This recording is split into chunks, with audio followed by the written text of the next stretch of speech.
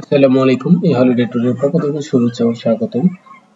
আজকে আমরা উপস্থিত হয়েছি তীর্থ ভিসা নিয়ে কিছু কথা বলার জন্য। তীর্থ ভিসা নিয়ে মানুষ অনেকে অনেক রকম ধরনের কথা বলে আসছেন, বাট এখানে দুইটা বিষয়। সেটা হচ্ছে, আমি আপনাদেরকে যদি আগেই দেখাতে চাই, তীর্থ ভিসার নামে যে ভিসাটি অ্যাকচুয়ালি, এটার বিষয়টা আপনাদেরকে ক্লিয়ার করার জন্য আমি আপনাদেরকে আমার যতটুকু সম্ভব আপনাদেরকে ক্লিয়ার করতে চাচ্ছি। দেখেন ভিসার ধরন, এখানে তীর্থ ভিসা নামে কোনো ভিসা ক্যাটাগরি অ্যাড করা হয়নি। অনেকে বলছেন যে তীর্থ ভিসা নতুন ভাবে অ্যাড করা হয়েছে,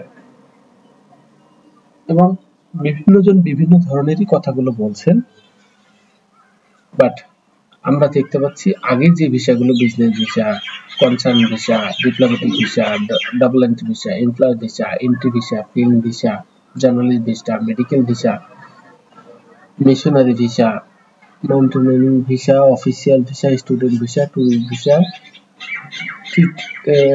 transit visa, unemployed visa, undiplomatic visa, unofficial visa, অর্থাৎ আগের যে ভিসা ক্যাটাগরি ছিল সে ভিসাগুলো আছে। তার মধ্যে থেকে যেমন ট্যুরিস্ট ভিসা অলরেডি আছে, বাট তারা ট্যুরিস্ট ভিসা জমা নিচ্ছে না। এর পাশাপাশি যেটা এখন বর্তমানে যুক্ত হয়েছে সেটা হচ্ছে তীর্থ ভিসা, নতুন করে চালু করা হয়েছে, নতুন করে অ্যাড করা হয়েছে। এই নিয়ে বিশেষ হাইপার তুলেছে মানুষ। এখন এটা নিয়ে যদি আমি কথা বলতে চাই, তার মানে কি, এটা নতুন করে কোনো কিছু অ্যাড করা হয় নাই, ওকে, বাট তারা আনঅফিসিয়ালি এই তীর্থ ভ্রমণের জন্য কিছু ভিসা দিচ্ছে। আমার মনে হয় আপনাদেরকে আমি বোঝাতে পেরেছি। এই তীর্থ ভ্রমণের জন্য এক্সট্রা ভাবে কিছু মানুষদেরকে সাপোর্ট করতেছে।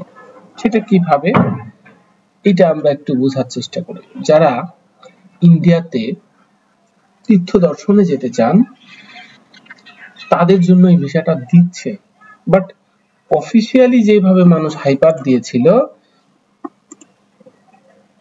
সেটা সঠিক নয়। দেখেন এইখানে ওই ক্যাটাগরিটা আসে নাই, অর্থাৎ এমনিতে তীর্থে যারা যেতে চায় তাদের জন্য সহায়তা করতেছেন। সেটা কিভাবে, আপনি গোয়া বা যেখানে যেই তীর্থস্থানে দর্শনের জন্য আপনারা যেতে চাচ্ছেন বাট যেতে পারতেছেন না, ভিসার প্রসেস করতে পারতেছেন না, তাদের জন্য আমি যতটুকু তথ্য জানা সেটা আপনাদের সামনে শেয়ার করতে চাচ্ছি। তারা কি করবেন, এই ভিসার জন্য আপনারা এদের কন্টাক্ট নাম্বার আছে। সর্বপ্রথম আপনারা যেটা করবেন, আপনি যে তীর্থ দর্শনে যেতে চাচ্ছেন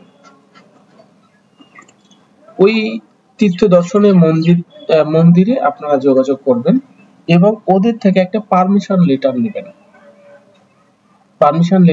যে আমরা আপনাদের ওখানে দর্শনে যেতে চাচ্ছি, এতজন অমুক অমুক নেম, অর্থাৎ আপনি আপনার পাসপোর্ট দিয়ে ডেট দিয়ে ওনাদের কাছে অ্যাপ্লাই করলে ওনারা আপনাকে একটা প্যাডে লিখিত প্রত্যয়নপত্র দিবে, হ্যাঁ আমাদের এখানে আপনাদেরকে আসার জন্য এত তারিখ থেকে এত তারিখ পর্যন্ত ডিটেলস দিয়ে একটা প্রত্যয়নপত্র দিবে। ঠিক ওই প্রত্যয়নপত্রটা নিয়ে আপনি যেটা করবেন, সেটা দুইটা ওয়ে আছে। সেটা হচ্ছে সরাসরি আপনি আইভ্যাক্স সেন্টারে অথবা হাই কমিশনের যে আপনি আপনার ওই প্রত্যয়নপত্র সহ পাসপোর্ট, আদার্স যে ডকুমেন্টস গুলো, আদার্স ডকুমেন্ট বলতে এখানে অন্য কোনো আদার্স তেমন ডকুমেন্ট নেই, এটা নিয়ে আপনি আইভ্যাক্স সেন্টারে সরাসরিও যেতে পারেন, অথবা এই যে আইভ্যাক্স সেন্টারের কন্টাক্ট যেটা আছে, এই যে কন্টাক্টের ইমেইলে আপনারা মেল করতে পারেন। এই যে এখন আপনি যেখান থেকে, সে মনে করেন রাজশাহী বা ঢাকা, হ্যাঁ ময়মনসিংহ, এই যে এই মেলে আপনারা মেল করবেন। এই মেলে যখন আপনার ওই প্রত্যয়নপত্র এবং পাসপোর্ট এবং ডেট, মানে আপনি কত তারিখ থেকে কত তারিখ পর্যন্ত তীর্থদর্শনের জন্য যেতে চাচ্ছেন, এই বিষয়গুলো নিয়ে আপনি যখন এই মেইলে মেল করবেন তখন ওনারা আপনাকে একটা ফিডব্যাক দিবে।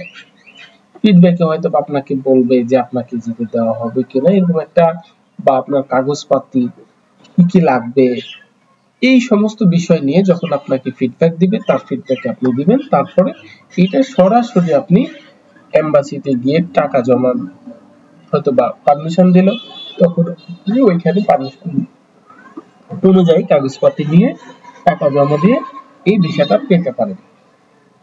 অথবা আপনার যে কাগজপত্রগুলো পাবেন এগুলো নিয়ে সরাসরি হাই কমিশনারে আপনি জমা দিবেন। তারপরে ওনারা যদি আপনাকে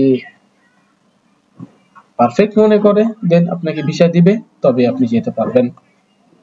আমি নিশ্চয় আপনাদেরকে বোঝাতে পেরেছি এই তীর্থ ভিসা সম্পর্কিত আজকের যেই তথ্য সেটা।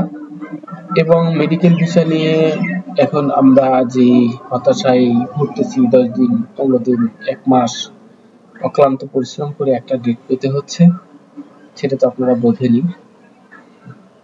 এর মাঝেই আমাদেরকে ভিসার ডেটগুলো নিতে হচ্ছে। তো তীর্থ ভিসা নিয়ে আজকের ভিডিওতে আমি আমার তথ্যটুকু জানালাম। এরপরেও যদি কারো কোনো বিষয়ে তো ঘাটতি থেকে থাকে বা জানার থেকে থাকে কমেন্টস করবেন, আমি আমার সাধ্যমতো আপনাদেরকে জানাতে চেষ্টা করব। ভালো থাকবেন। আসসালামু আলাইকুম।